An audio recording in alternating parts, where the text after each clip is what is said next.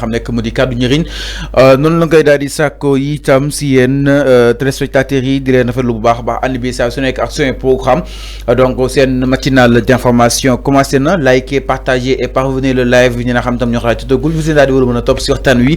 si nu mu gën a yaatoo exactement ñu ne ñëpp ziar ñëpp ñu aussi kilifa diine kilifa aada mbokk yi dalee na jàmm si waxtaan wi tey suñu ay ponk li si nar a gën a fës bokk na jëm si mbiru ki nga xam nekk moo di justement Abdou Nguer ginnaaw bu nga ko daal di waroon nag foofu saanu section de recherche si moom ak ñaar journaliste su Omar Ndiaye ak ki nga xam nekk moo di Fatima Coulibaly donc nag ki nga xam nekk moo di Abdou malheureusement pour lui il a été retenu et placé en garde à vue des na ko daal di faram-fàccee si nu mu gën a yaatoo tamit selon quelques informations du rek mbir boobu tiiwaat na aussi yeneen dossier jëm si ki nga xam nekk moo di Abdou est-ce que nekkul ces déclarations da ko daal di rattrapé jën saa taxaw si nu mu gën a yaatoo exactement suñu ponk yi tamit si na gën a fës bokk na jëm si ki nga xam nekk moo di Maître El Hadji Diouf moom itam nag génn na jàkkaarloog ak li nga xam nekk mooy waa su xibaar yi yëkkati na fa ay kàddu par rapport ak boobu di dossier Arfan dina ko daal di faram-fàccee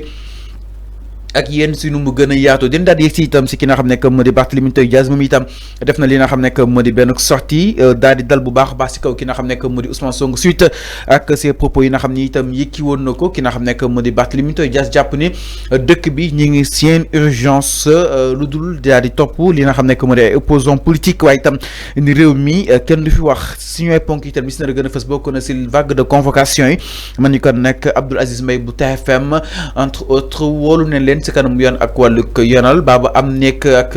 ba si moom bañ ko daal di bàyyee loolu lépp c'est-à-dire si nu mu gën a yaatoo si biir li nga xam nekk moo di waxtaan wi une décision de justice sur Mansour Faye est tombée mujj nañ ko daal di jox li nga xam ni itam moo ko daal di empêché ce que pour mu daal di tukki génn li nga xam nekk moo di réew mi exactement alors Arfan da nga koy daal di doxee tout d'abord par rapport ak mbiru ki nga xam nekk moo di Abdou Nguer Abdou nag démb déglu nañ ko si li nga xam nekk moo di ay tour d'horloge foofu saanu ko section de recherche mais malheureusement nag da nga ko fa daal di retenir à défaut ki nga xam ne moo di Abdou ba tey selon son avocat di ki nga xam ne moo di Maître El Hadji Diouf mënuñu ko comprendre ndaxte moom ki nga xam ne moo di maître jàpp na ni son client di ki nga xam ne moo di Abdou Nguer page TikTok bi ñu dugal que ni ñi ngi demande autopsie si décès bu Mamadou Badio Camara du moom te itam que moom page bi sax am na ay informations yoo xam ni itam ñu ngi ko jot que ni foofu si waanu Thiès daal di dëkk concrètement donc moom mënul comprendre la tax daal di ko fay teewoon ni ba tey te ñu sa àndaloo ñëpp bàyyi nañ leen concrètement alors enfin kaw Abdou Nguer jàppoo ni cas bu xaw a complexe la par rapport ak ces explications yi nga xam ni itam son avocat Maître El Hadji Diouf indi na ko si allant dans ce sens. non Fallou cas Abdou Nguer cas la comme cas yi yëpp amul cas bu complexe amul cas bu particulier mais cas Abdou Nguer c'est cas comme cas yi yëpp la. dafa diffuser de fausses nouvelles ñu convoqué ko mettre ko en garde à vue te moom yemul ci loolu xam nga moom yow bu ñu la convoqué section de recherche. yow demagoo section de recherche xamoo lu ñu la convoqué parce que dañ lay convoqué ne la tu es convoqué pour une affaire te concernant. déglu lu baax li may wax parfois et la section de recherche et la sûreté urbaine ils te convoquent duñ la jox les motifs de la convocation dañ lay ne tu es convoqué à la section de recherche jour sangam à partir de 10h wala 9h pour une affaire te concernant yow xamoo lu ñu la convoqué par exemple comme Simon Faye c'est la même chose comme Abdou Nguer yow xamoo lu ñu la convoqué nga wootee si suba soosu nga woote ci rajo woo Zig FM woote Zig FM Sen TV Abdou Nguer woote fa di naan di bàkku daal di naan man maay dem ba mu ne la journaliste la Asma Khadija je ne sais pas mu ne ko desal ma añ tibal ma añ maa ngi dem maay ñëwaat avec une telle assurance c'est comme si le gars il défie même la justice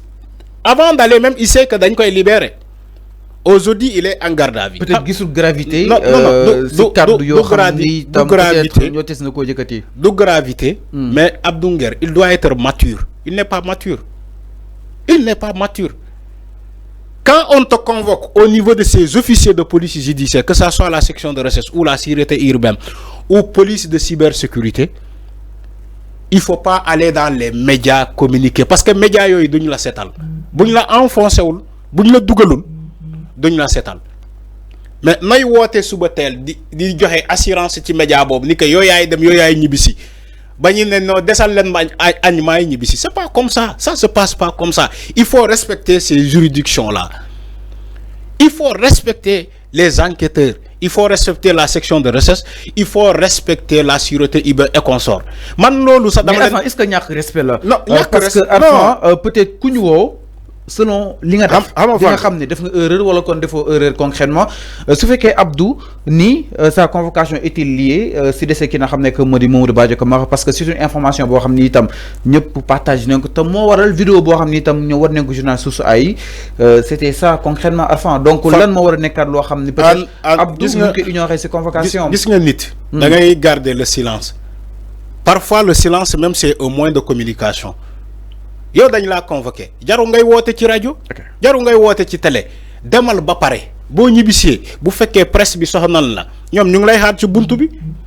après nga def sa interview su ko jare ou bien boo amee devoir de réserve ñu ne la bul wax ci le fond du dossier mais bu ci wax mais yow demagoo nga woote ci radio léegi ngay wax ni Sénégal way di jaay ni ko yow voilà c'est pas comme ça, ça ne se passe pas comme ça. Gis nga képp kii taxaw di naan ragaluma dem kaso wala ragaluma convocation yow parce que dañ la convoqué wul je t'assure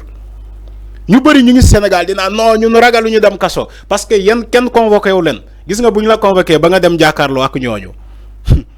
ci ngay doga xam ni que ah deke li yow fi la yem ça dit que suma waxé lolu c'est juste pour junj la pour ngeen comprendre comment ça se passe. Fallou, diffusion de fausses nouvelles c'est une punition de la loi. Loi moko punir boy wax ci télé boy wax ci ay radio li ngay wax na la leer ni que yow man suma démé ba tuddu li parce que yow bo né yow autopsie vous réclamez autopsie ci le décès de Mamadou Badio Camara autopsie mais autopsie yow da nga yaakaar ni duñu def autopsie mais dañuy def autopsie yow waxuma sax sénégalais lambda bi bu gañu bo xamantene sax ken xamul touram mais dañ koy def dang koy defal autopsie. Mais est-ce que jarna ko mom du mom moko wax Arfan mais ken mo tiji page utiliser li nga xamné que modi touram ta koku ñu né wa d'accord néna du mom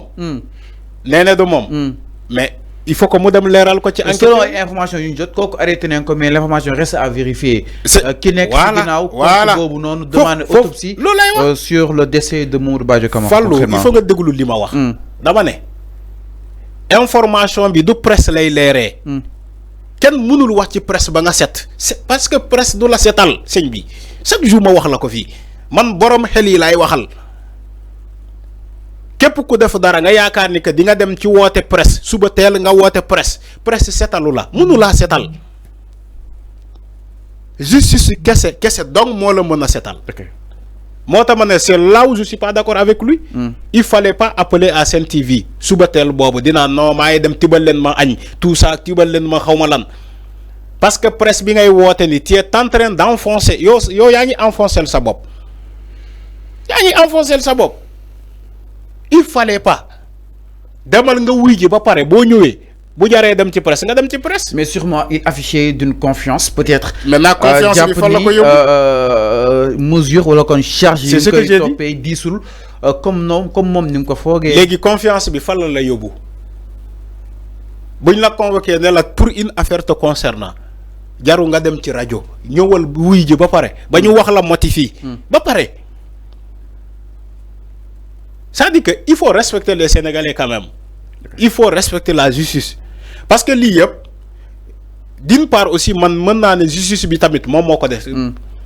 parce que bu fekkee da ngay jàpp ay nit ci infraction nga dem comme Ousmane Sonko nu mu ko waxee ñu laaj la yow yaa def nga dem waaw ba pare ñu koy libérer la wala bu fekkee dañ lay jàpp ngay dawal sans permis ñu koy libérer la une semaine ñu libérer la